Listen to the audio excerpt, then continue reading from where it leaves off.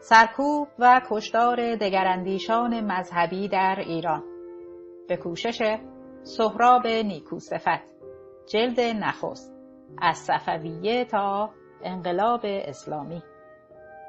انتشارات پیام، چاپ اول 1388 شمسی. راوی ف ایرانی. ادیت و پخش مجله اینترنتی آوای بوف. آوای بوف یک گروه مردم نهاد است که توسط عده‌ای علاقه‌مند به کتاب با دغدغه ارتقاء فرهنگ کتاب و کتابخوانی و استحکام خرد اجتماعی تشکیل شده و تاکنون تولید هزاران کتاب ممنوعه را در کارنامه خود دارد. با توجه به اینکه این گروه وابسته به هیچ سازمان و ارگانی نیست و تمام فعالیت‌ها به صورت رایگان انجام می‌شود، لطفاً اگر در این رابطه احساس مسئولیت دارید در معرفی ما به دیگران سهیم باشید. avayaboof.com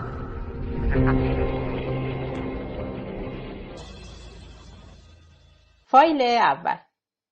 تقدیم به همه جانباختگان راه آزادی. فهرست مطالب. صفویه، روحانیت شیعه و اقلیت‌های مذهبی. صفحه 17. دگراندیشی دینی و روحانیت دین رسمی.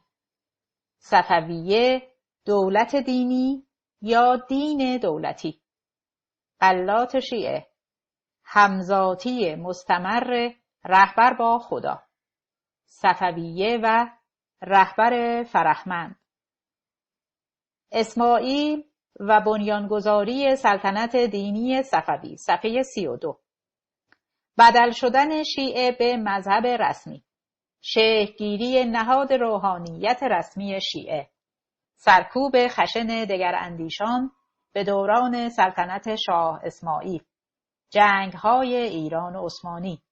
جنگ چالدوران. شاه اسماعیل، تلفیق دین و ملیت. نامه شاه اسماعیل به شارل پنجم. روحانیت شیعه به دوران صفویان. نفوذ مجتهدان در عصر صفوی. روحانیت شیعه و فرهنگ ایران. افشاریه و زندیه. دوران آرامش نسبی. کریم خان زند. دوران قاجار. صفحه 67. فلسفه سیاسی اسلام. مفهوم خلافت نزد سنیان و مفهوم امامت نزد شیعیان. دو مکتب اخباری و اصولی. نهاد مرجعیت. نظریه درباره نسبت روحانیت و حکومت. جدایی دولت و ملت. نقش روحانیون در جنگ دوم ایران و روسیه.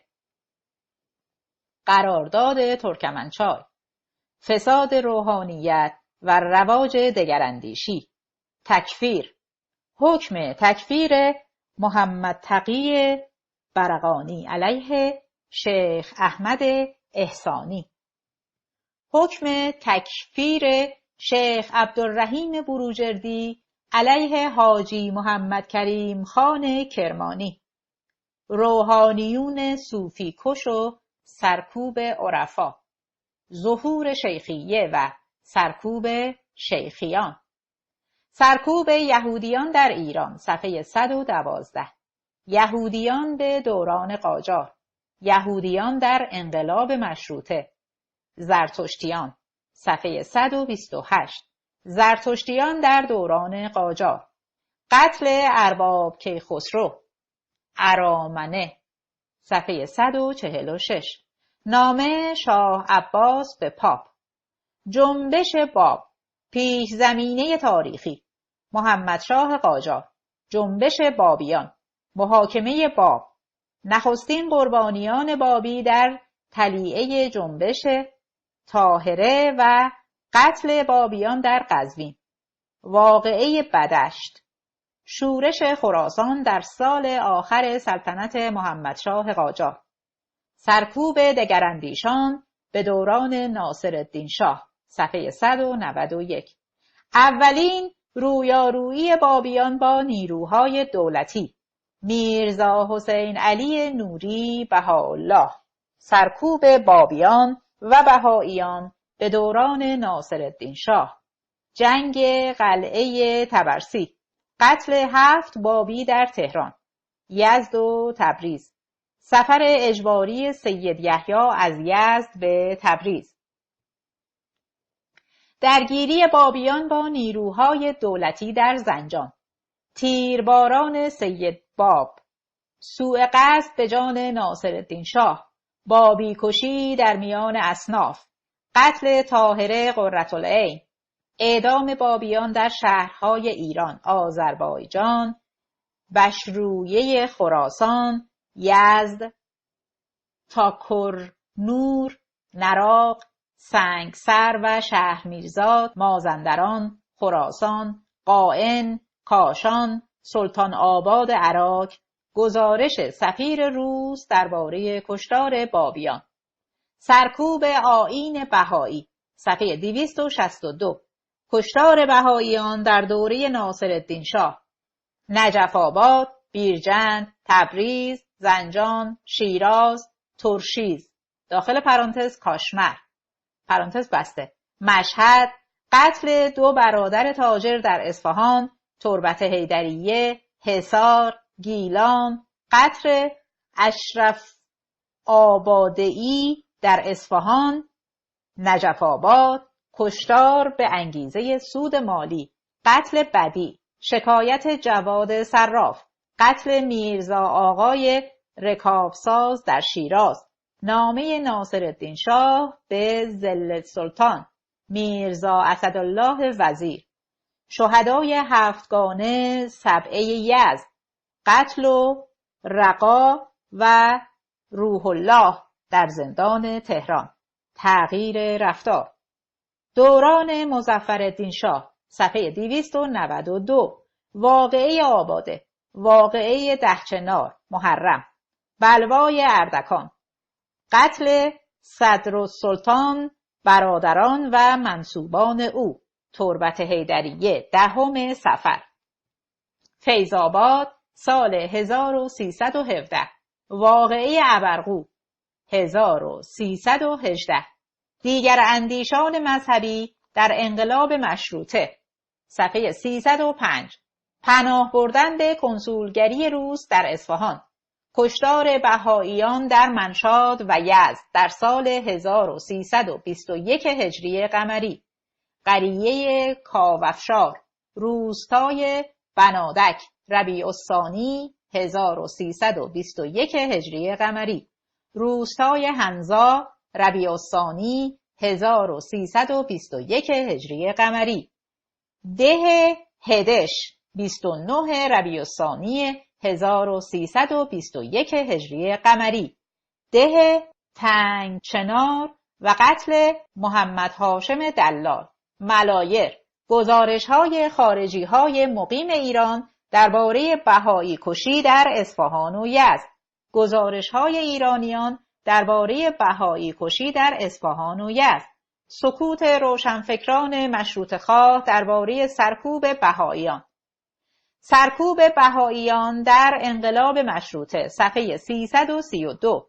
کشتار بهائیان پس از انقلاب مشروطه. شهمیرزاد و سنگر نیریز در سال 1327 هجری قمری. دوران احمدشاه 1327 تا 1343 هجری قمری. صفحه 339. گزارش خارجیان درباره اذیت و آزار بهائیان. یهودیان بهایی شده. سرکوب مضاعف. دوران رضاشاه 1925 تا 1941 میلادی مطابق با 1304 تا 1320 شمسی. سرکوب بهائیان به دوران رضاشاه. بستن مدارس بهائیان در ایران. دوران محمد رضا شاه پهلوی. صفحه 356. روحانیون شیعه از شهریور 1320 تا بهمن 1357. زنده شدن دوباره نهاد مرجعیت. افسانه نفوذ بهائیان در حکومت پهلوی دوم. جامعه بهائیان به دوران محمد رضا شاه. سرکوب بهائیان به دوران محمد رضا شاه. هشدار پروین گنابادی. وقایع سال 1323. شکایت به نخست وزیر شاهرود. وقایع سال 1324 شمسی. وقایع سال 1325 شمسی. جنایت در شاهی. وقایع 1326 شمسی. قتل دکتر برجیس. چگونگی قتل دکتر برجیس و جریان این توطئه عجیب. واکنش وزیر کشور به شکایت بهائیان. حمایت آیت الله بروجردی از قاتلین برجیس. تجلیل از قاتلین دکتر برجیس در جمهوری اسلامی. فاجعه ابرقو. متن کیفرخواست دادستان شهرستان یزد. نشریه آیین اسلام. صفحه 439. 1329 شمسی مطابق با 1951 میلادی. بروجرد 1329. شهرک مروست یزد 1330. تخریب و تصرف معبد بهائیان حضیرت القدس در تهران. دستورات شاه درباره بهائیان. کشتار بهائیان پس از سخنرانی‌های فلسفی. هرمزک یزد. حصار خراسان دیماه 1334 شمسی. پیامدهای فتوای آیت الله بروجردی علیه بهائیان. اشغال مراکز مذهبی بهائیان در دیگر شهرها. انجمن حجتیه. پیشگفتار. تاریخ تلخ و به رنج و خون آغشته دگراندیشان مذهبی در ایران تاکنون نانوشته مانده است. قربانیان سرکوب سازمان یافته و نهادینشکان ثبت و نگارش سرنوشت دردناک خود را نداشتند و خود تاریخ خود را ننوشتند. تاریخ نویسی رسمی نیز آنان را نادیده گرفته است. تا پیش از انقلاب مشروطه تاریخ نگاری و وقایع نویسی در انحصار مراکز قدرت بود و دربار، روحانیت و دیوان سالاران قدرتمند به عنوان تنها کارفرمایان تاریخ نویسی روایت خود را ثبت کرده و قربانیان خود را به حذف از تاریخ محکوم کردند. اغلب مورخان دوران کلاسیک ایران آثار خود را به مداحی و ثبت مخدوش زندگی و کردار دو قدرت اصلی آن روزگار، دربار و روحانیون، محدود کرده و از گزارش زندگی مردمان ابا داشتند. در فتحنامه‌های این مورخان دگراندیشان مذهبی به ندرت به تاریخ راه می‌یابند و آنگاه که از آنان نامی در میان می‌آید تنها از آن رو است که قتل و کشتار و سرکوب بیرحمانه آنان بر عدالت و دینخویی و بزرگی این یا آن شاه و امیر و این یا آن مفتی و مجتهد گواهی دهد. مورخانی که به دستور شاهان، دیوان سالاران قدرتمند یا مراجع روحانی تاریخ و تذکره می نوشتند و اغلب در مقام صدر اعظم و منشی و کاتب در جنایات و خونریزی ها شریک بوده و با چشم تعصبات دینی و جزمیات مذهبی به جهان می نگریستند، نه می خواستند و نه می توانستند تاریخ واقعی دوران خود را ثبت کنند. اغلب مورخان ایرانی پس از مشروطه نیز به رغم تلاش‌های موفق و ناموفق برای بهره‌گیری از شیوه‌ها و مفاهیم علمی مدرن، دگراندیشان مذهبی را به اعتقاد یا از سر ترس از واکنش روحانیت شیعه از آثار خود حذف کرده و بر کشتار آنان چشم بستند.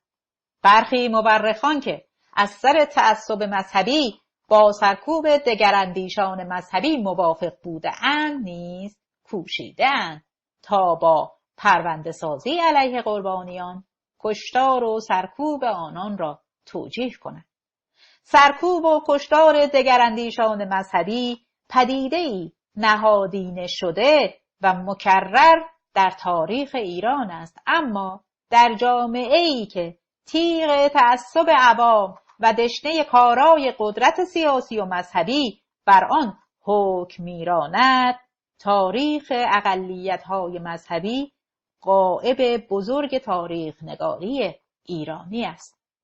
حتی در 100 و اندی سال اخیر که روشنفکری و گرایش‌های سیاسی مدرن در ایران پا گرفتند، اغلب روشنفکران و حتی احزاب، نهادها و گرایش‌هایی که خود قربانی سرکوب روحانیت شیعه و استبداد سیاسی بودند نیز سرکوب نهادینه شده دگراندیشان مذهبی را نادیده گرفتند.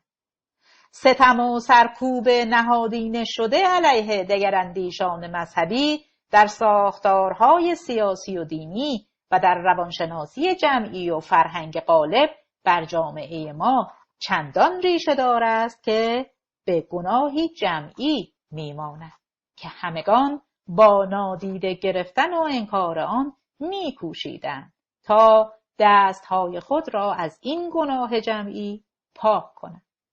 سرکوب و ستم علیه اقلیت‌ها و دگراندیشان مذهبی در تاریخ پرفراز و نشیب سرزمین ما بر قربانیان نیز تأثیراتی ماندگار بر جای نهاده است.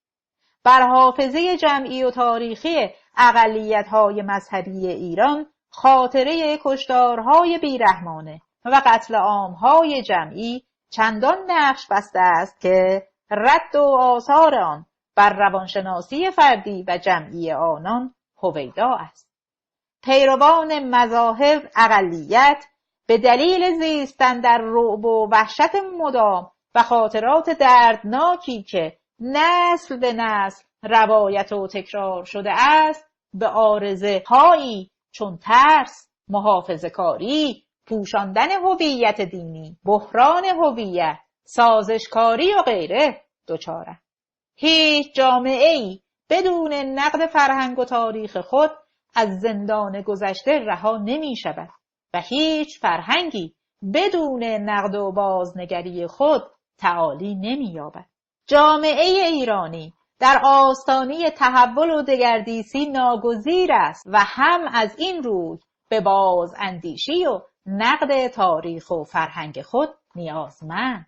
سرکوب دگراندیشان مذهبی از بارزترین شاخصه‌های فرهنگی است که بر استبداد دینی و سیاسی شکل گرفته است. ثبت این تاریخ و نقد آن ضرورتی است انکار ناپذیر. نقد فرهنگ بدون نقد تاریخ و نقد تاریخ ایران بدون ثبت نقد گوشه‌های تاریک و خاموش آن ناممکن است. کتاب حاضر کوششی است برای ثبت فصل‌هایی از تاریخ تاکنون نانوشته مانده سرکوب و کشتار دگراندیشان مذهبی و چون هر گام آغازین از کاستی و ضعف بری نیست. شواهد و اسناد تاریخی نشان می‌دهند که سرکوب و کشتار دگراندیشان مذهبی در ایران دست کم از دوران صفویه به بعد به پدیده‌ای نهادینه شده و مکرر بدل شد. به رغم این واقعیت تلخ، به دلیل آنکه اغلب مورخان رسمی به سرنوشت دگراندیشان مذهبی بی‌اعتنا بوده و اقلیت‌های مذهبی نیز امکان گزارش و ثبت رخدادهای تلخ تاریخ خود را نداشته اند، پژوهنده این عرصه با کمبود مدارک، گزارش‌ها و اسناد معتبر روبرو است. با این همه سرکوب و کشتار دگراندیشان مذهبی چندان مکرر بوده است که شواهدی معتبر و بی‌تردیدی در این عرصه مورخ را یاری می‌کند. در عرف جامعه شناسی اصطلاح دگراندیشان مذهبی به اقلیت‌های دینی اطلاق می‌شود. وضعیت اقلیت‌های دینی در هر جامعه‌ای به فرهنگ و نظام ارزشی غالب بر جامعه و موقعیت دین اکثریت در ساختار سیاسی و اجتماعی بسته است. در جوامعی که دین اکثریت به دین رسمی بدل نشده و روحانیت دین اکثریت از اهرم نهادهای دولتی برخوردار نیست، اقلیت‌های مذهبی تا حد بالایی از سرکوب خشن سازمان یافته یا حذف فیزیکی مصون میمانند. در این جوامع نیز گاه مقابله با اقلیت‌های مذهبی در اشکال خشونت‌آمیز رخ می‌دهد و روحانیون برای سرکوب اقلیت‌های مذهبی از روانشناسی جمعی توده‌ها و تعصبات و جزم‌های مسلط بر لایه‌های کم فرهنگ تر جامعه بهره می‌گیرند. در برخی جوامع پیشرفته کنونی نهادینه شدن فرهنگ دموکراتیک، تحمل و مدارای مخالفان، کمرنگ شدن تعصبات و جزم‌های دینی، آزادی حضور و فعالیت اقلیت‌های مذهبی از سوی و نظام‌های سیاسی و حقوقی از دیگر سو راه را بر سرکوب خشن اقلیت‌های دینی می‌بندند.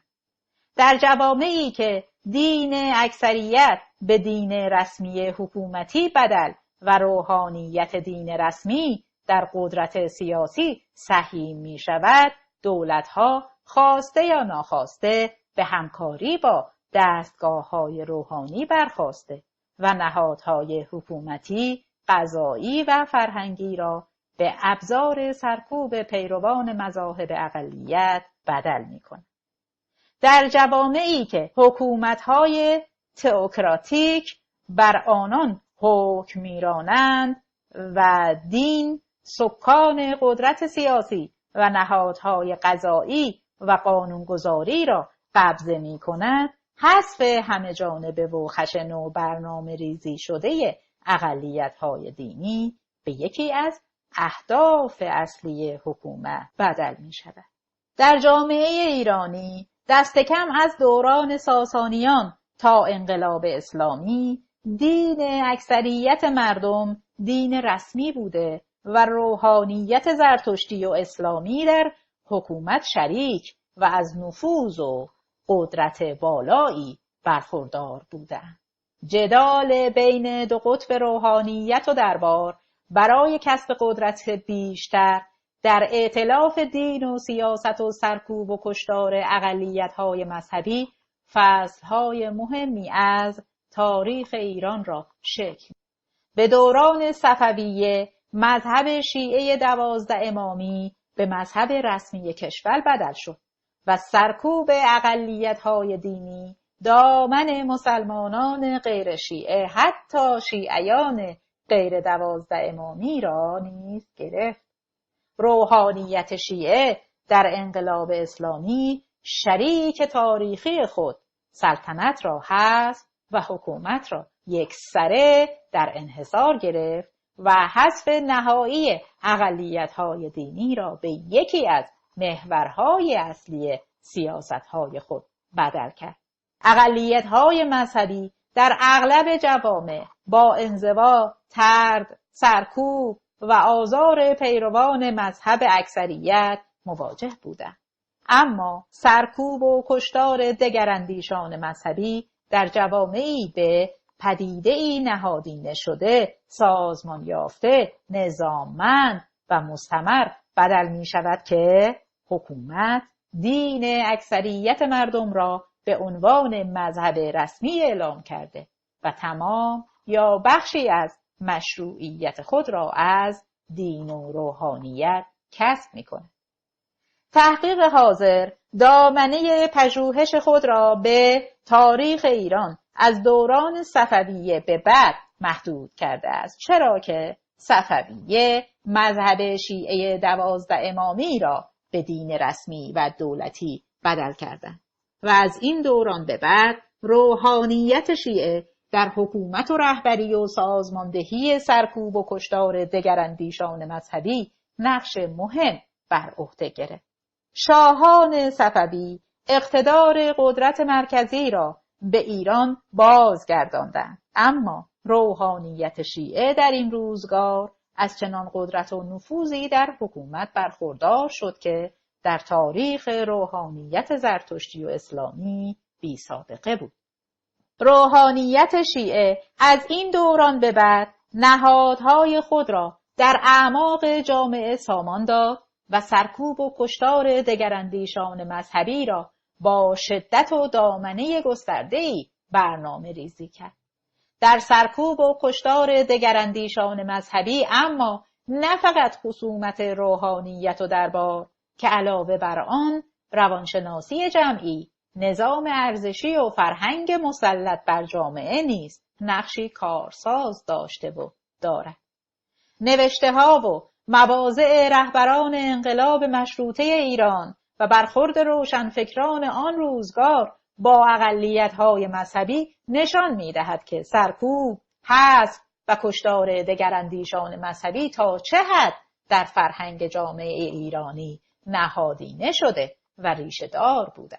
سرکوب دگراندیشان مذهبی در ایران با ظهور جنبش بابی در سال 1260 هجری قمری مطابق با 1844 میلادی شدت، دامنه و ابعاد گسترده‌ای به خود گرفت که در تاریخ ایران بی سابقه بود. آیین‌های بابی و بهایی از متن شیعه 12 امامی برخاستند، اما خصومت روحانیت شیعه با پیروان این دو مذهب از منظر تداوم، تکرار، شدت و دامنه با خصومت آنان نسبت به دیگر اقلیت‌های مذهبی قابل مقایسه نیست. بخشی از تألیف حاضر به تحلیل چرایی این پدیده اختصاص یافته است. کتاب حاضر در 2 مجلد تدوین شده است. جلد اول برخی مفاهیم کلی و تاریخ سرکوب دگراندیشان مذهبی را از عصر صفویه تا انقلاب اسلامی بررسی می کند. جلد دوم به 30 ساله اخیر اختصاص یافته است. صفویه، روحانیت شیعه و اقلیت‌های مذهبی. از این خودکامیاران رنگ الفت میبرد ما را، که بهر صید ماهی خشک میخواهند دریا را. میر سیدی. دگراندیشی دینی و روحانیت دین رسمی، سرکوب، حذف و ستم بر اقلیت‌های مذهبی در قالب طرد اجتماعی، تحریم اقتصادی، فشارهای روانی و فرهنگی، هجوم، کشتار، نفی بلد، مصادره اموال و غیره در تاریخ همه ادیان و ملت‌ها پیشینه‌ای کهن دارد و به این یا آن دین مشخص محدود نیست. ادیان با اصول، نظام عقیدتی، باورهای بنیادین، نظام ارزشی و اخلاقی و نیز با مراسم، آیین‌ها و دستگاه‌های روحانیت هویت می‌یابد. دگراندیشی در نخستین نگاه نشانه استقلال فکری و به معنای آن است که فرد یا گرایشی باورهای مسلط را نپذیرفته و در مطلقیت حقیقت و مالکیت انحصاری آن نزد دین یا ایدئولوژی خاصی تردید می‌کند. دگراندیشی به معنای آن است که فرد یا گرایشی در باورهای غالب بر جامعه تردید کرده و از پیروی بیچون و چرای ارجح‌های دینی، عقیدتی و اخلاقی اکثریت تن می‌زند. روحانیت به عنوان لایه مشخص و ممتازی از جامعه که پاسداری از دین، آموزش و بازتولید آموزه‌های دینی، اجرای مناسک و آیین‌های مذهبی و در برخی مذاهب چون اسلام تنظیم زندگی روزمره و عرصه‌های اقتصادی، اجتماعی و حقوقی را در انحصار دارد. با بهره‌گیری از روانشناسی جمعی و باورهای نقد ناشده دینی اقتدار خود را تأمین کرده و با دامن زدن به بیگانه ستیزی، ترس از پدیده‌های نو و هراس از دیگران و غیر خودی‌ها، لایه‌های کم فرهنگ‌تر و متعصب‌تر جامعه را به خصومت با پیروان اقلیت‌های دینی تحریک و تشویق می‌کند. در تاریخ اغلب جوامع بشری، اقلیت‌های مذهبی چون دگراندیشانی که هویت، وحدت و منافع جمع را به خطر انداخته و با تن زدن از پذیرش بیچون و چرای باورها و ارزش‌های حاکم و مسلط بر مذهب اکثریت و دستگاه‌های روحانیت شوریده اند، آماج لعن و نفرین و برخورد خشن اکثریت بودند. سرکوب خشن دگراندیشان مذهبی و حذف هر گرایشی که با باورهای اکثریت مسلط و حاکم همراه نیست، بیش از هرچه در اندیشه توتالیتر و تمامیت خواهی ریشه دارد که میپندارد حقیقت مطلق است و انسان محدود و مشروط به موقعیت زمانی و مکانی میتواند حقیقت مطلق را کشف کند. آنکه خود را حامل حقیقت مطلق میپندارد، هر پرسش، تردید و هر اندیشه و برداشتی جز باورهای نقد ناشده مطلق و جزمی خود را باطل میپندارد. مطلق گرایانی که خود را تنها مالکان حقیقت و مظهر حق و دیگران را باطل و عامل شیطان میپندارند، حذف معنوی و فیزیکی دگراندیشان را وظیفه و رسالتی مقدس تصور می‌کنند که خدا و تاریخ به آنان محول کرده است. آنگاه که توهم کسب ثواب اخروی با کشتن و سرکوب دگراندیشان مذهبی، با نادانی و جهل و تعصب لایه‌هایی از جامعه و منافع مالی و قدرت طلبی روحانیت همراه می‌شود، جنایت علیه اقلیت‌های مذهبی در پندار مطلق گرایان جزمندیش و پیروان خشونتگرای آنان با حاله‌ای از تقدس تبرک می‌یابد. تاریخ تمدن‌های بشری جنایت‌های بسیاری را علیه اقلیت‌های مذهبی ثبت کرده است. بر اساس اسناد معتبر تاریخی، روحانیت رسمی در تمدن‌های کهن مصر و بین النهرین کشتار دگراندیشان مذهبی را چون تاج افتخار برخی از حکمرانان تقدیس می‌کرد. خسرو انوشیروان پادشاه مقتدر ساسانی 531 تا 578 میلادی به دلیل کشتار بیرحمانه مزدکیان و سرکوب خشن پیروان مانی لقب عادل را از روحانیت زرتشتی دریافت کرد. در 6 قرن حکومت خلفای اموی 41 تا 132 هجری قمری و خلفای عباسی 132 تا 656 هجری قمری بر امپراتوری اسلامی سرکوب و کشتار دگراندیشان مذهبی به پدیده‌ای مرسوم، جاری و هر روزه بدل شد تا جایی که دامن پیروان مذاهب اسلامی را نیز گرفت.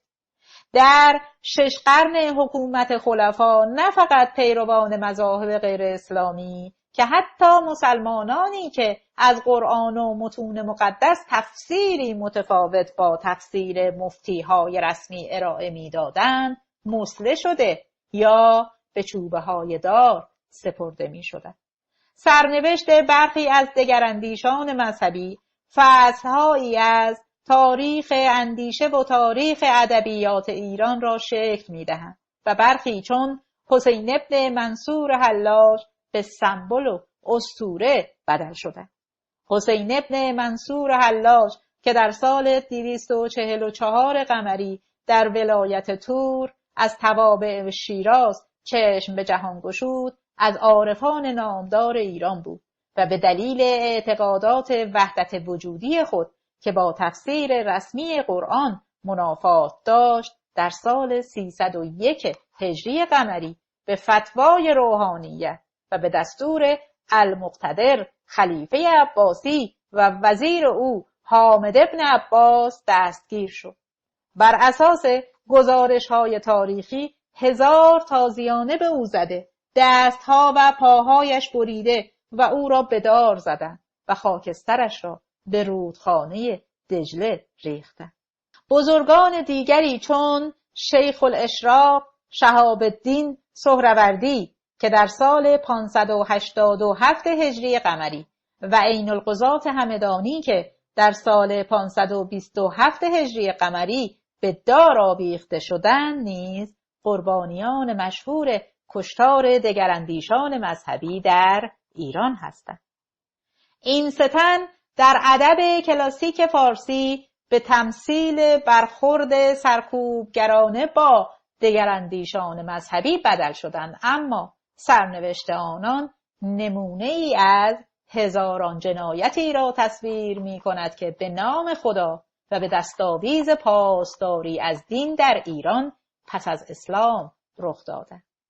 جنایت‌های کلیسا و سازمان انگیزیسیون در قرون وسطای اروپا نیز نمونه‌های تکان دهنده‌ای از سرکوب دگراندیشان مذهبی را به دست می‌دهند. محکمه تفتیش آرا و عقاید کلیسا هزاران انسان بیگناه را به اتهاماتی چون جادوگری، رابطه با شیطان و مخالفت با آراء آبای کلیسا در آتش سوزاند.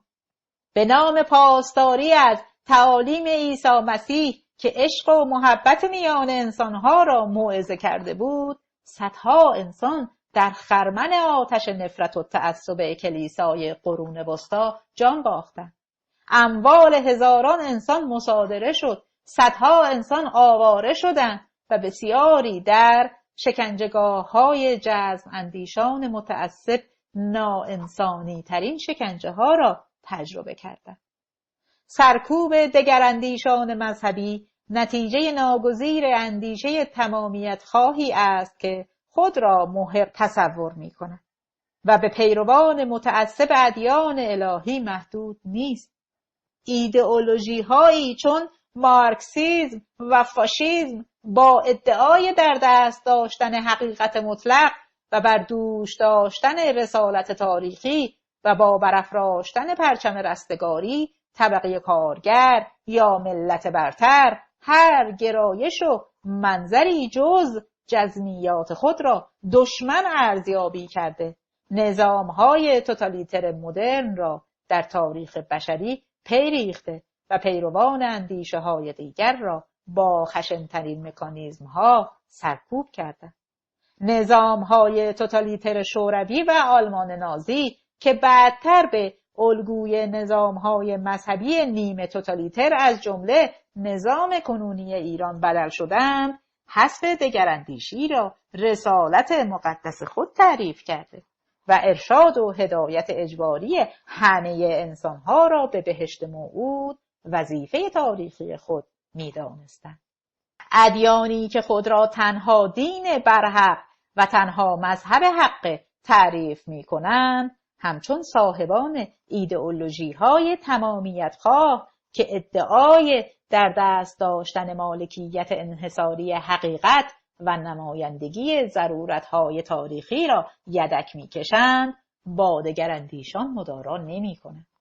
یهودیانی که خود را قوم برگزیده یهوه می‌دانند، مسیحیانی که میپندارند رهبری دینی جامعه بشری از پسر خدا به پتروس حواری و از پتروس به پاپ و مقامات منسوب او به ارث رسیده است، مسلمانانی که پیامبر اسلام را آخرین فرستاده خدا تصور کرده و مسلمان کردن همه مردم جهان را با تبلیغ و جنگ مقدس وظیفه مذهبی خود تصور می‌کنند، همه مکاتب و ادیانی که ادعای مالکیت تنها حقیقت مطلق و در انحصار داشتن تنها راه رستگاری را در ذهن داشته و ارشاد و هدایت داوطلبانه یا اجباری مردمان را به رستگاری و بهشت موعود وظیفه تاریخی یا مذهبی خود تلقی می کنند، دگراندیشی را تحمل نمی کنند. صفویه، دولت دینی یا دین دولتی.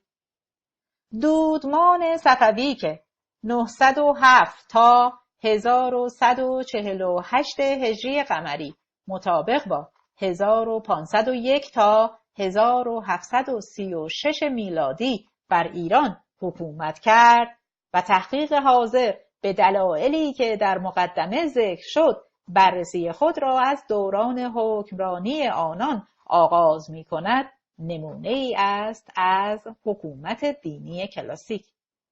سلسله صفوی به حدود 850 سال ملوک الطوایفی و تمرکزگریزی در ایران پایان داد و با استقرار حکومت مرکزی بر کشور وحدت و هویت سیاسی را به ایران بازگرداند.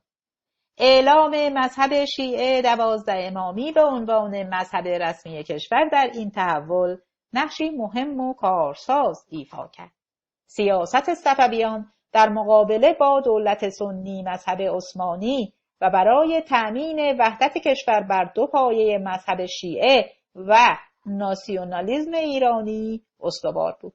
شاهان صفوی برای تحکیم قدرت و فرمانروایی خود بر ایران با جعل نسبنامه‌های نادرست کوشیدند تا نسبت خود را از سوی به شاهان ساسانی و از دیگر سو به پیامبر اسلام رسانده و نیاکان خود را شیعه و دوستدار علی وانمود کنند.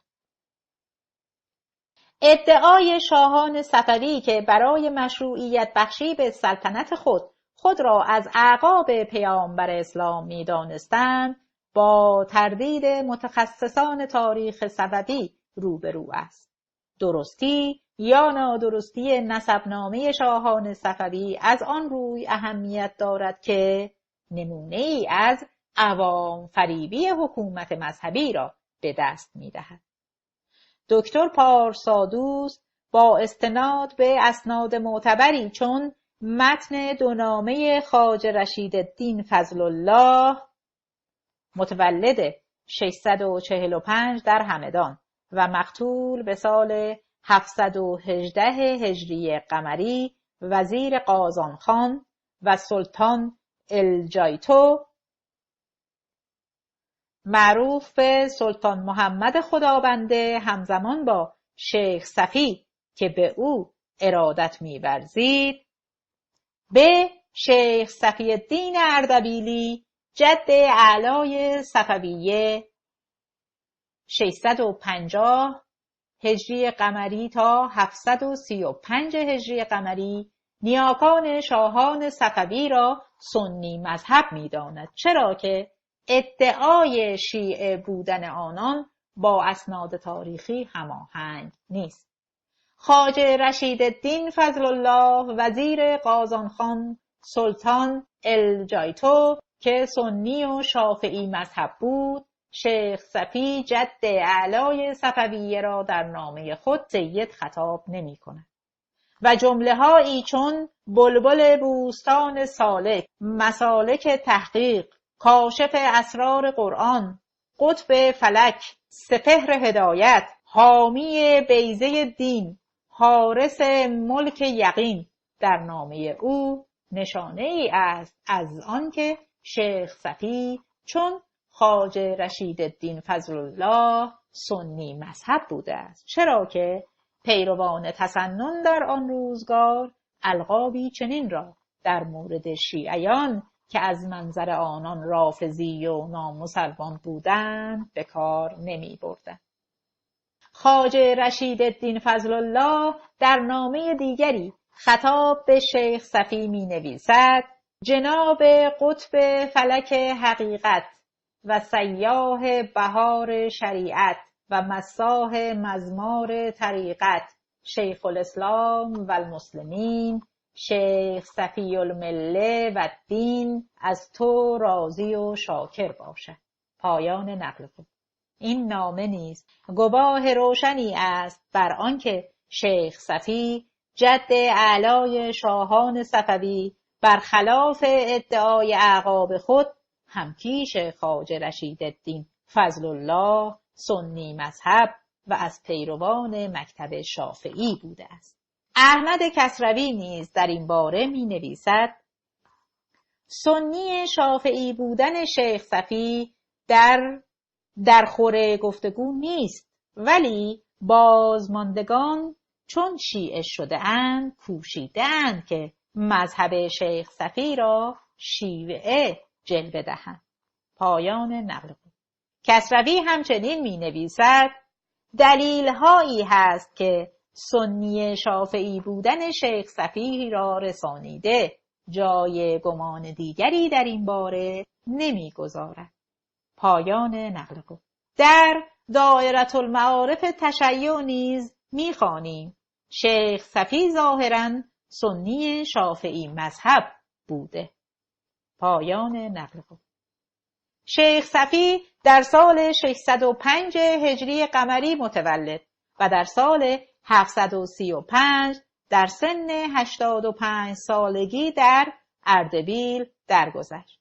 شیخ صفی الدین قبل از مرگ خود صدرالدین موسی پسر دوم خود را به جانشینی انتخاب کرد و با این انتخاب تمایل خود را به باقی ماندن سجاده ارشاد صوفیان در خاندان خود که موجب احترام عمومی و کسب ثروت بود نشان داد. شیخ صدرالدین در سال 735 هجری قمری در سن 31 سالگی رهبری را بر عهده گرفت. در زمان او بر تعداد مریدان افزوده شد. او برای جلب مریدان بیشتر خلیفه هایی را به آناتولی، شام و دیاربکر فرستاد. خانقاه بزرگ اردبیل در زمان او ساخته شد. کثرت روزافزون مریدان او نگرانی ملک اشرف چوپانی فرزند شیخ حسن بنیانگذار خاندان چوپانیان در آذربایجان و مغان را برانگیخت. او در صدد دستگیری شیخ صدرالدین برآمد. صدرالدین از قصد او آگاه شد و به گیلان گریخت و در سال 794 هجری قمری درگذشت. صدرالدین پیش از مرگ یکی از فرزندان خود را به نام خواجه علی به جانشینی خود تعیین کرد. از زمان خواجه علی است که نیاکان شاه اسماعیل اعتقاد خود را به مذهب شیعه بیان می کنند. ملا جلال منجم می نویسد خواجه علی در تعزیت امام حسین لباس سیاه می پوشید و به همین دلیل به خواجه علی سیاه پوش معروف شد. خواجه علی به زیارت مکه رفت و در بازگشت در بیت المقدس در سال 830 هجری قمری درگذشت. خواجه علی پیش از مرگ پسرش شیخ ابراهیم را به عنوان جانشین خود انتخاب کرد و او نیز مانند نیاکان خود برای جلب مریدان خلیفه ها به نقاط مختلف فرستاد. شیخ ابراهیم در سال 851 هجری قمری درگذشت. تا دوران شیخ ابراهیم رهبران صفوی برای کسب قدرت از تبلیغ بهره می گرفتند، نه جنگ. شیخ جنید فرزند ابراهیم که در سال 851 هجری قمری رهبری صوفیان را بر عهده گرفت، برای گسترش مریدان و بسط قدرت به جنگ روی آورد. شیخ جنید که پس از چند سالی خود را به لقب سلطان جنید مفتخر کرد، صلح طلبی سنتی نیاکان خود را به کناری نهاد و با همسایگان خود جنگ پیشه کرد. به روزگار جنید باورها و روابط درون سازمانی صفویه متحول و این فرقه بیش از پیش به غلات شیعه نزدیک شد. غلات شیعه، همزاتی مستمر رهبر با خدا.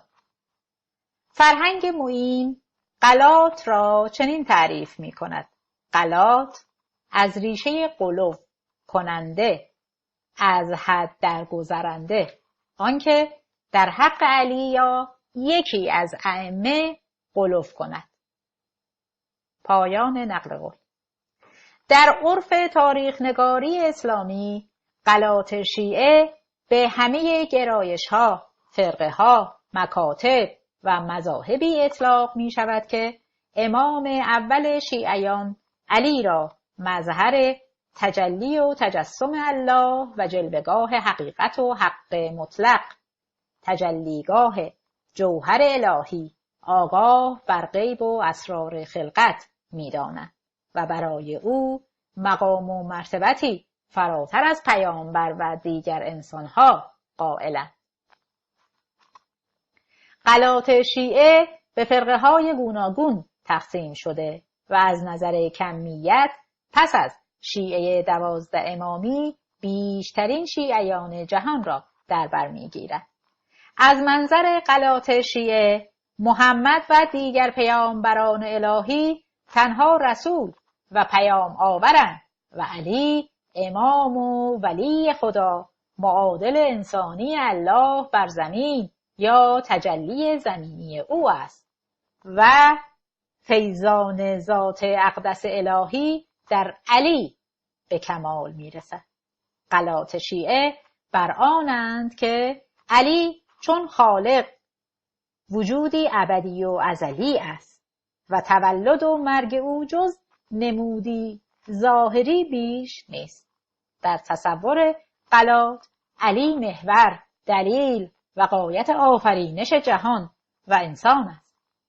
غلات شیعه نظریه فیضان در فلسفه نوافلاطونی مکتب اسکندریه را با برخی مفاهیم خلقت در عهد عتیق و قرآن تلفیق کرده و بر آن شدند که نخستین بارقه ذات الهی در وجود علی تجلی یافته است. از این منظر حقیقت وجودی علی جوهری روحانی و پیوسته به خالق است که در قالب جسم امام اول شیعیان و دیگر رهبران فرقه‌های گوناگون غلات تجسد و تجسم می‌یابد.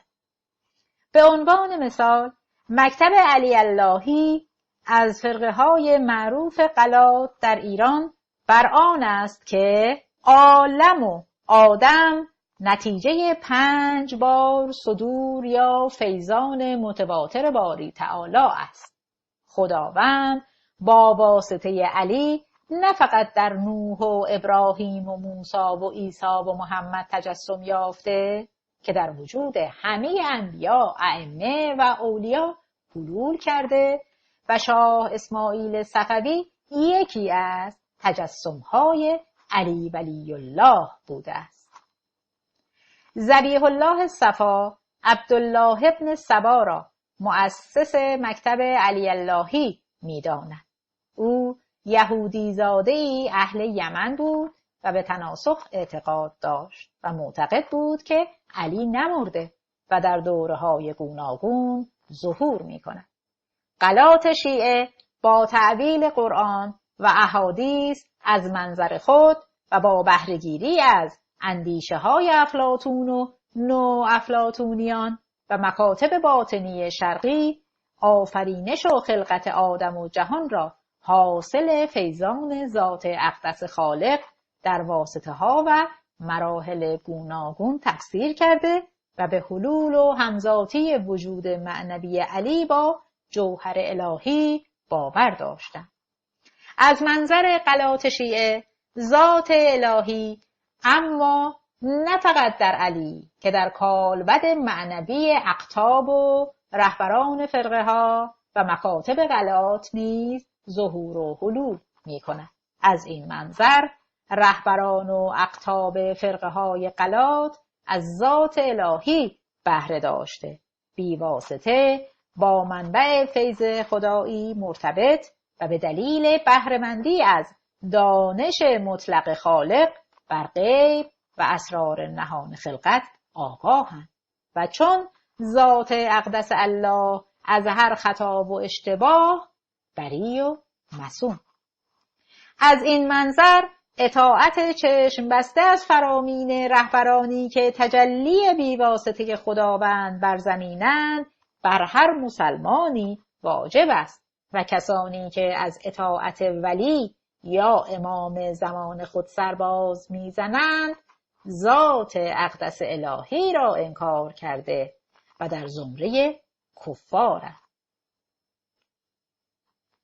ظهور و سقوط مکاتب و فرقه های گوناگون غلات شیعه، چالش های نظری و شورش ها و جنگ های گوناگون غلات با حکومت و روحانیت رسمی از قرن اول هجری تا ظهور صفویه بخش مهمی از تاریخ دینی و سیاسی ایران را شکل می‌دهد. اعتقاد به رهبر فرهمندی که تجلیگاه ذات اقدس الهی است و اطاعت از فرامین او واجب از غلات شیعه به شیعه 12 امامی رسوخ کرد و بعدتر زمینه مناسبی برای تئوری ولایت فقیه فراهم آورد. صفویه و رهبر فرهمند. چنان که پیش از این گفته شد، خاندان صفوی به دوران رهبری جنید به غلات شیعه نزدیک شد. مریدان جنید او را بالاتر از همه مقدسان مذهبی می‌دانستند و درباره مقام و مرتبت او چندان غلو کردند که او را خدای زنده می‌پنداشتند. فضل الله ابن روزبهان خنجی وقایع نگار یعقوب بیک آقویونلو که سنی مذهب بود درباره جنید چنین می‌نویسد: جهال رو که زمره زلال و جنود شیاطین خیال بودند، شیخ جنید را الله و ولدش شیخ حیدر را ابن الله گفتند. پایان نقل قول. درویش توکلی بن اسماعیل ابن حاجی محمد مشهور به ابن بزاز در سال 759 هجری قمری کتاب صفوة الصفا را تألیف کرد. او در کتاب خود در اغراق گویی در حق سردودمان صفوی حدی نمی شناسد تا جایی که تولد شیخ صفی را واقعی مقدر معرفی می کند که چون تولد یا ظهور پیامبران پیشبینی و بشارت داده شده است. در آنچه اولیاء الله پیش از ظهور سلطان المشایخ و العارفین شیخ صفی الدین قدس سره از ظهور او خبر داده اند. قاضی جلال الدین رحمت الله علیه گفت که مدحت مولانا جلال الدین رومی از سر مطالعات علوم غیبی رساله‌ای در مناقب شیخ صفی الدین قدس سره ساخته است و آن رساله را به خط و قلم خود پرداخته و ندای مژده مقدم او در عالم می‌دهم که ولی محبوب که مطلوب طالبان طریق الله است پیدا خواهد شد که جهان به نور تربیت او منور خواهد شد و از امارات او آن است که از آذربایجان باشد و مولد و منشأ او از دیهی باشد که قریب شهری بود و چون کمال او نظام گیرد از آن ده رحلت کند و در آن شهر مقام گیرد و دعوت حق آشکار کند و خلایق را به ذکر لا اله الا الله تحریض کند. پایان نقل قول.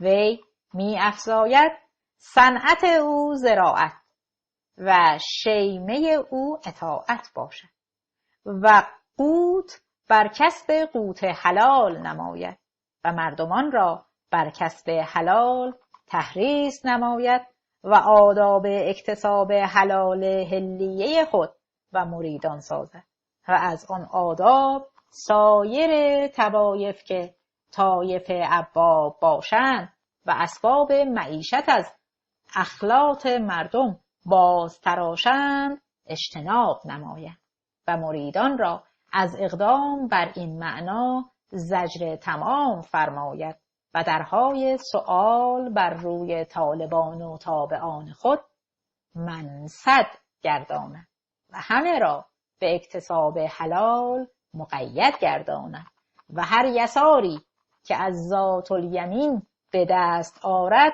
خرج سفره صادر و وارد سازد.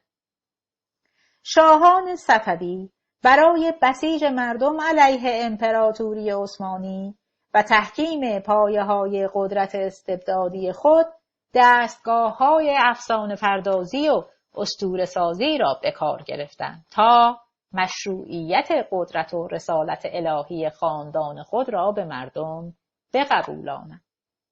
صفوت الصفا می نویسد خواجه امین الدین که نسبت قرابت به شیخ قدس سره دارد از پیر یوسف ایلوانقی که از جمله خلفای شیخ بود روایت کرد که او گفت در واقع دیدم که بر شب دیجور نور صبح صادق ظهور یافت و جهان از آن روشن شد.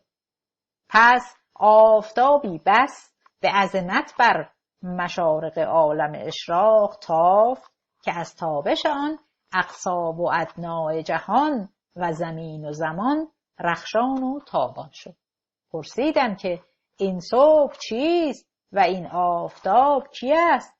گفتند که این صبح شیخ زاهد است قدس سره که کشف ظلمت کرد و آفتاب شیخ صفی الدین است قدس سره که عالم به نور تربیت منور گردانید.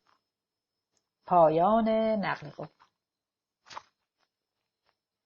جهان پیر از آن دولت جوانی را ز سر گیرد، زمین فری دگر یابد، زمان زیبی دگر گیرد. برآید آفتاب جان ز اوج برج دین حق، همای بال بگشاید که عالم زیر پر گیرد. در صفوت الصفا احادیث بسیاری درباره ظهور و سلطنت شیخ صفوی ثبت شده است تا قدرت و سلطنت مشایخ صفوی با جعل و نقل احادیث ساختگی امری قدسی و اراده خداوند وانمود شود. در تبلیغات صفوی حتی پیامبر اسلام نیز به صف بشارت دهندگان ظهور خاندان صفوی می پیوندد. پیغمبر اسلام ایستاده و دعا می کرد. از او پرسیدند برای چه کسی دعا می فرمایید؟ فرمود از برای شیخ صفی که دین مرا از نو جلا می دهد. پایان نقل قول. در کتاب 1290 صفحه‌ای مفخر الاطرت تألیف الطاهر سید جلال الدین ختنی مشهور به معشوق تعداد بیشماری حدیث در تأیید و تکریم و قدسی بودن خاندان صفوی و مشروعیت سلطنت این خاندان نقل شده است که حتی یکی از منظر کارشناسان علم حدیث شیعه معتبر نیست.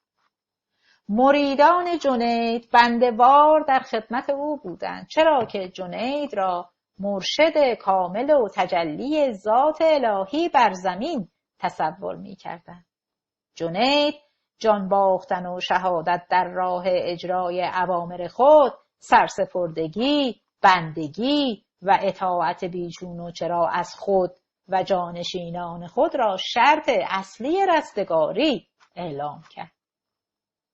کیش پرستش شخصیت، اسطوره سازی از شخصیت‌های تاریخی، غلو و یک جانب نگری، اطاعت بیچون و چرا، باور به مفاهیم، ارزش‌ها و اندیشه‌های نقد ناشده، جایگزین کردن نقل و رهبر به جای عقل و خرد در اغلب فرقه‌های مذهبی و در فرهنگ جوامع عقب افتاده فاجعه‌های بسیار به بار آورده است.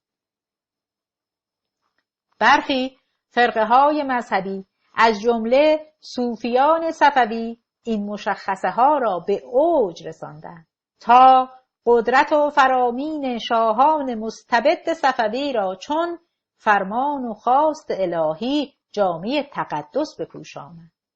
ناآگاهی توده های پیر و زمینه ظهور و قدرتگیری این گونه گرایش ها را فراهم می کند، اما رهبرانی که کیش پرستش شخصیت را به سود خود دامن میزنند نیز در این میانه نقشی مهم ایفا می کنند.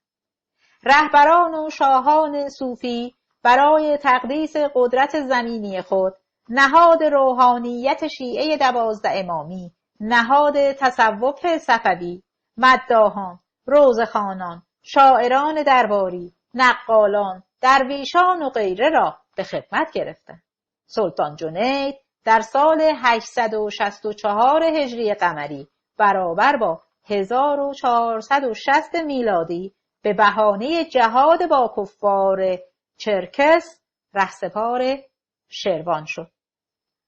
خلیل شروانشاه با نیروهای کمکی که جهانشاه قراقیونلو اعزام کرده بود با سپاه جنید به نبرد پرداخت و او را کشت. بعد از جنید پسرش حیدر جانشین او شد. شیخ جنید در سال 864 هجری قمری مطابق با 1460 میلادی در دیاربکر با خواهر حسن بیک ازدواج کرده بود. شیخ حیدر پسر او در دیاربکر متولد و پس از مرگ پدر تحت سرپرستی داعی خود حسن بیک بزرگ شد. حسن بیک در سال 872 هجری قمری جهانشاه قراقیونلو را شکست داد و به قتل رساند و در بهار 873 هجری قمری تبریز را پایتخت خود کرد و حیدر را تحت حمایت مستقیم خود قرار داد. به هنگامی که حیدر جانشین پدر خود جنید شد، خصومت با دگراندیشان مذهبی را تا خصومت با اهل تسنن گسترش داد. به فتوای او قتل یک سنی اجر قتل 5 کافر حربی را دارد. نکاح با سنی صحیح نیست، خون سنیان هدر و مالشان حلال است و واجب است که شکم زنان حامله آنها را شکافته بچه ذکور را به نیزه زنند. خرید و فروش سنیان حلال، زیرا که خارج از حریت اسلامیه. روزه و نماز و حج و زکات واجب نیست، زیرا ثواب روزه و نماز و حج و زکات سنیان را خدای تعالی به حیدریه خواهد داد.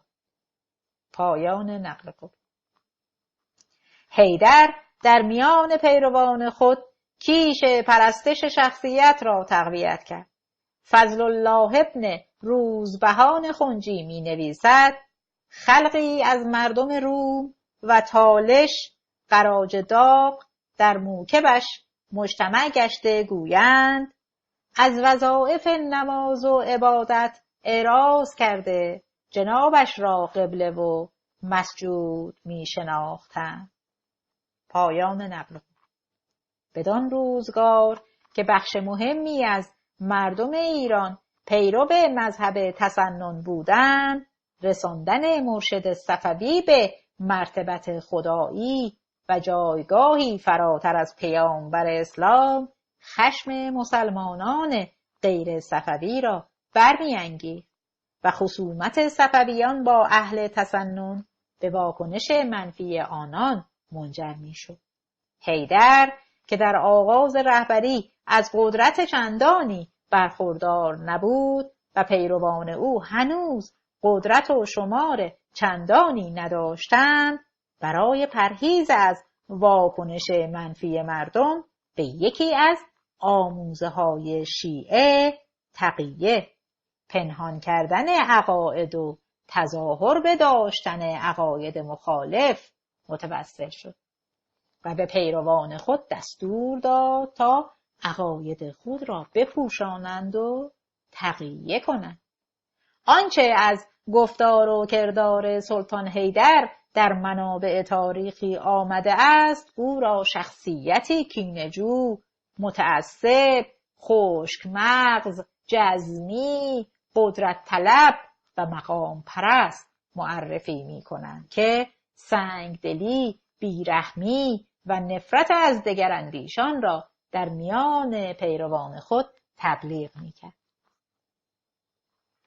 تعالیم حیدر آتش کینه‌های تاریخی بین پیروان تسنن و شیعیان را تندتر و زمینه را برای جنگ‌های خونین مذهبی بعدی فراهم کرد.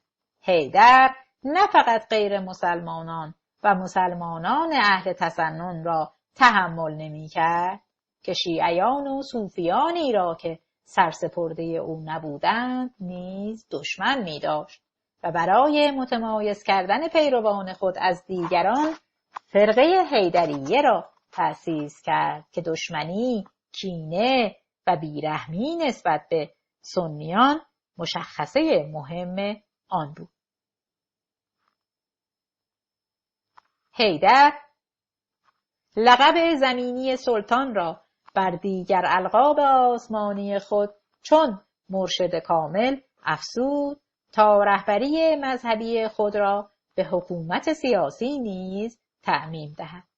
با دشمنان شکست خورده خود بیرحم و سنگدل بود، اما با دشمنان قدرتمند خود سازش پیشه می‌کرد. شیخ حیدر مریدان خود را به داشتن کلاه قزلباش موظف کرد. این اقدام او از این نظر واجد اهمیت است که تا آن زمان کثرت تعداد مریدان طریقت صفوی معلوم نبود و از آن پس توجه مردم به آنها جلب شد. حیدر نیز چون پدر در سال 893 هجری قمری مطابق با 1488 میلادی در جنگ با فرخ یسار به قتل رسید. بعد از قتل حیدر، یعقوب بیگ خواهر خود حلیم بیگی آقا را که همسر حیدر بود با سه فرزندش علی، ابراهیم و اسماعیل در قلعه استخر فارس زندان کرد. آنان تا مرگ یعقوب بیگ در سال 896 هجری قمری در زندان بودند و پس از مرگ یعقوب بیگ در سال 900 هجری قمری صوفیان اسماعیل و برادرش ابراهیم را به رشت بردند و اسماعیل تا 13 سالگی در رشت اقامت داشت.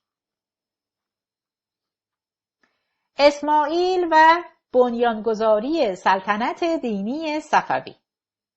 اسماعیل در سال 892 هجری قمری مطابق با 1487 میلادی متولد شد و به سال 930 هجری قمری در سن 38 سالگی درگذشت. از سه فرزند پسر حیدر علی به قتل رسید و ابراهیم فوت کرد.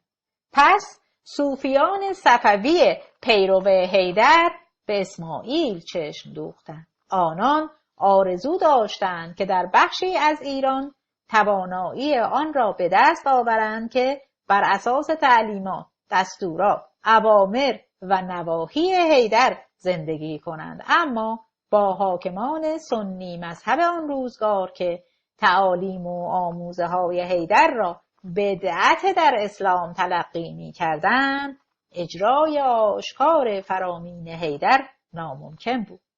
با قتل حیدر فرقه حیدریه تضعیف شده بود. بازماندگان حیدریه اسماعیل را به لاهیجان بردند تا او را از دشمنان حفظ کرده و تعلیم و تربیت او را به مولانا شمس الدین لاهیجی واگذار کنند. او آخرین امید صوفیان صفوی بود. اسماعیل خواندن و نوشتن فارسی، مقدمات عربی، قرآن و اصول مذهب شیعه را از مولانا شمس الدین لاهیجی فرا گرفت و در 13 سالگی با تعدادی از پیروان خود لاهیجان را ترک کرد و به سوی آذربایجان رفت. اسماعیل خلیفه های خود را برای جلب صوفیان به اطراف فرستاد و خود در سال 906 هجری قمری به ارزنجان رسید. در ارزنجان گروه‌های بسیاری از صوفیان ناحیه‌های مختلف به او پیوستند و تعداد مریدان اسماعیل در ارزنجان در ترکیه فعلی که از طایفه‌های شاملو، استاجلو، روملو، تکلو، ذوالقدر، افشار و قاجار بودند به 7000 نفر رسید. اسماعیل در ارزنجان با سران صوفیه رایزنی می کند. گروهی پیشنهاد حمله به آذربایجان و گروهی پیشنهاد حمله به گرجستان را مطرح می کند. اسماعیل چون اختلاف نظرها را می بیند در می یابد که با هر پیشنهادی موافقت کند مخالفت گروه‌های دیگر را به دنبال خواهد داشت. می گوید شب از امامان شیعه استمداد می کنم. صبح روز بعد اسماعیل می گوید شب به او الهام شده است که به سوی شروان حرکت کند.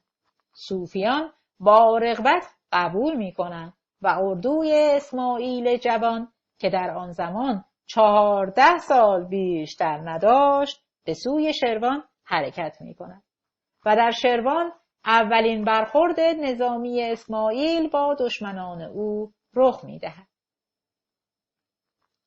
3 گروه مخالف اصلی اسماعیل، فرخ یسار در شروان، الوند بیک در تبریز و مراد بیک در فارس مستقر بودند. اسماعیل فرخ یسار ضعیفتر از دیگران می دانست. عامل اصلی حمله اسماعیل به شروان کینه‌توزی و چشم داشت به خزانه‌های گرانبهای فرخ یسار بود. فرخ یسار پدر اسماعیل شیخ حیدر را کشته بود و اسماعیل خواهان خون پدر بود. در سال 906 هجری قمری اسماعیل در نزدیکی شماخی فرخ یسار را شکست داد و او را به قتل رساند. اسماعیل از شروان تا تبریز که پایتخت آخویندو بود در چند جنگ دیگر پیروز شد و با شکست دادن سپاه الوند بیک به تبریز وارد شد و در سال 907 هجری قمری برابر با 1501 میلادی در این شهر که بدان روزگار از مراکز مهم ایران بود تاجگذاری کرد. بدل شدن شیعه به مذهب رسمی. اغلب حاکمان ایران در آن روزگار سنی مذهب بودند و امپراتوری سنی مذهب عثمانی در مرزهای شمال غربی ایران با ادعای خلافت اسلامی سودای توسعه امپراتوری را به آذربایجان در سر داشت. شاه اسماعیل حتی پیش از فتح تبریز در اندیشه آن بود که با اعلام مذهب شیعه 12 امامی به عنوان دین رسمی و کشتار سنیان ایرانی پایه‌های سلطنت خود را علیه امپراتوری عثمانی و رقبای ایرانی سنی مذهب خود محکم کند. بر اساس اسناد تاریخی، اسماعیل پس از فتح تبریز با تنی چند از نزدیکان خود درباره اعلام مذهب شیعه 12 امامی به عنوان دین رسمی و مجبور کردن سنیان به تغییر مذهب خود مشورت کرد.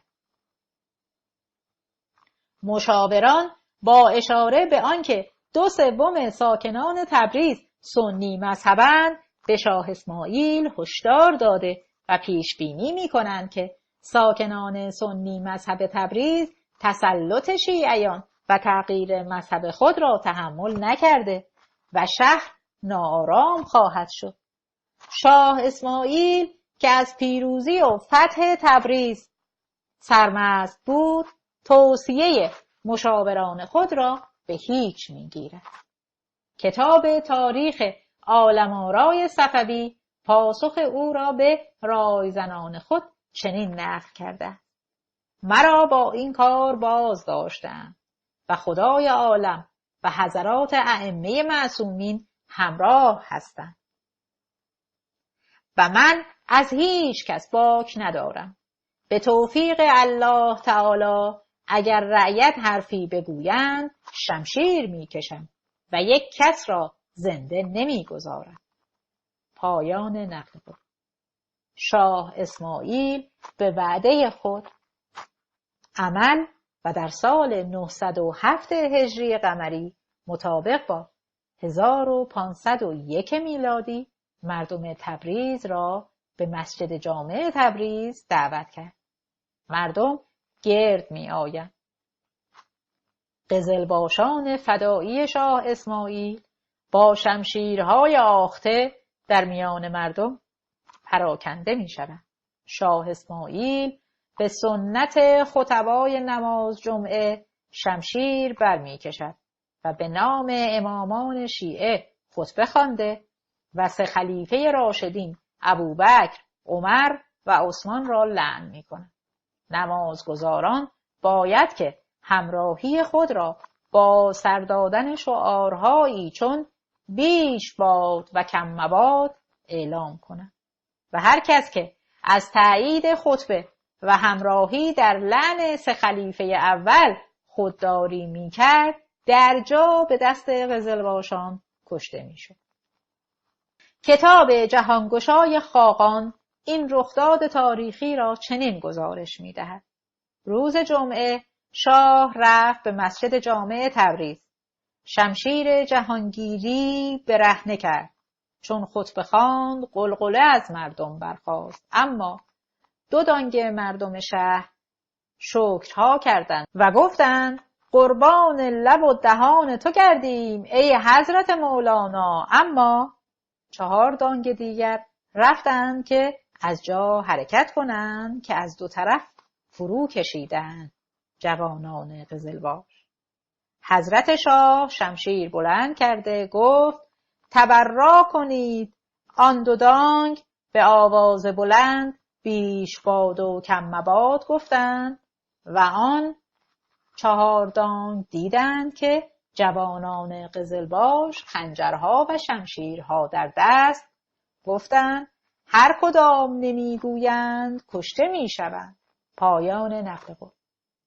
به دستور شاه اسماعیل 2 جمله اشهد ان علی ولی الله و حی علی خیر العمل به اذان اضافه شد تا اذان شیعیان از سنیان متمایز شود.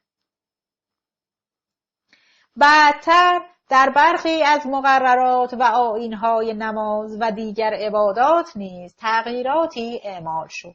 از آن پس اگر کسی به روش سنیان وضو می گرفت و یا به شیوه آنان نماز می خواند به قتل می رسید. در آن روز در سایه شمشیر آخته قزلباشان و فضای رعب و وحشتی که فداییان مسلح سپاه فاتح تولید کرده بودند، برای اولین بار در تاریخ ایران مذهب شیعه مذهب رسمی کشور اعلام و لعن 3 خلیفه اول مسلمانان در ایران باب شد.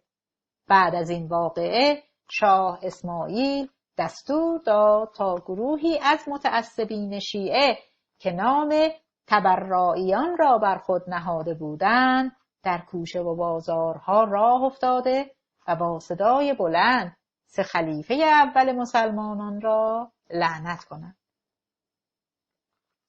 بازرگانان ونیزی جوان ماریا آنجلو در سفرنامه‌های ونیزیان در ایران 6 سفرنامه تعداد کشته شدگان واقعی تبریز را 20,000 نفر ذکر کرده است که در سنجش با جمعیت آن روزگار تبریز حدود 300,000 نفر دامنه بسیار گسترده کشتار را نشان می‌دهد.